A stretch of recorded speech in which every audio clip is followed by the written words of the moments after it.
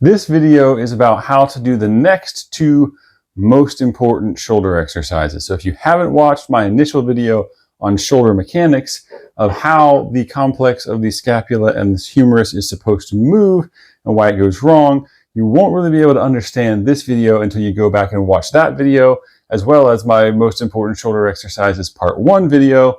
Those are back there. They should be in the same playlist as this video.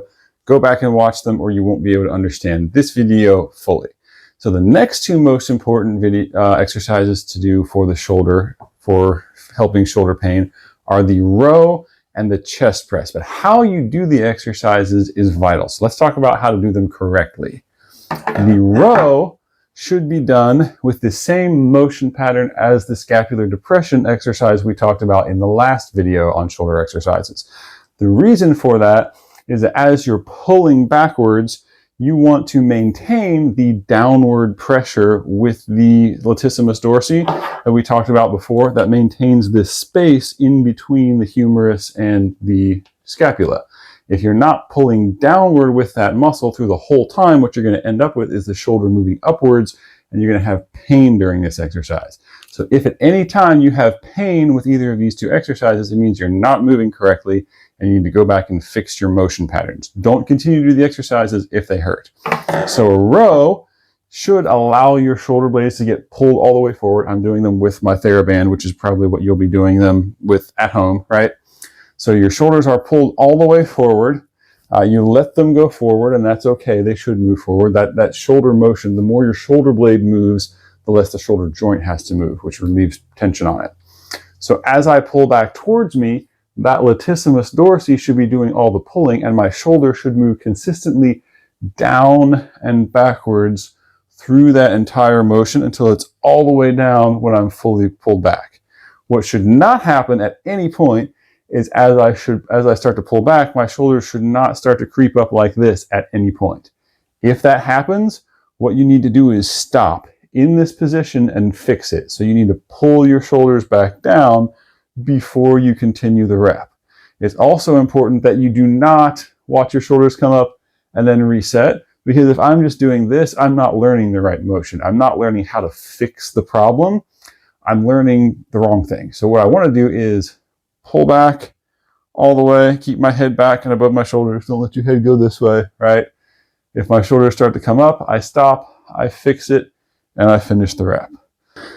I generally have people do about 3 sets of 10 of these at first, just to get the motion pattern established.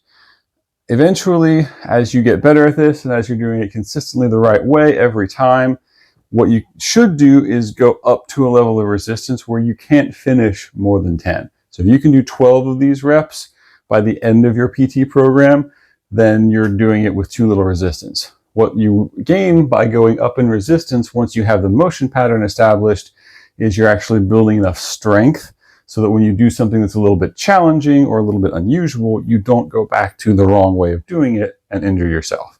The next exercise that we need to talk about is a chest press. So a chest press is exactly the same as the row, but in the opposite direction. So you're pushing forward instead of pulling back.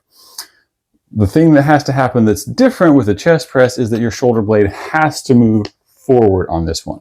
So if I'm pushing forward, what's happening is I want my shoulder blade to come around with me this way so that it lines up my arm and my shoulder blade in the direction of the force that I'm putting on it. If my shoulder blade is back behind me and I'm pushing on something this way, what's happening is my arm is at 90 degrees to my shoulder blade and it wants to get dislocated off the back of my shoulder. If my shoulder blade pushes all the way forward around me like this, now what's happening is my arm is lined up with the direction of my shoulder blade, so I'm pushing my arm into the socket instead of out of the socket. So a good chest press is exactly the same motion as the shoulder row, just in the opposite direction. So my shoulders are starting down and back just like the row, and then they're pushing forward and pushing all the way forward so that my shoulder blade comes all the way around in front of me. As I come back, my shoulders still need to go all the way down and back. So it's still a down and back and an up and forward. It's just the resistance is pulling that way instead of this way. So down and back, up and forward. If you're coming back on the row or on the chest press and your shoulder starts to creep up a little bit, again, same thing. Stop right here, fix it, and then finish the rep. Don't abandon the rep and go back, right?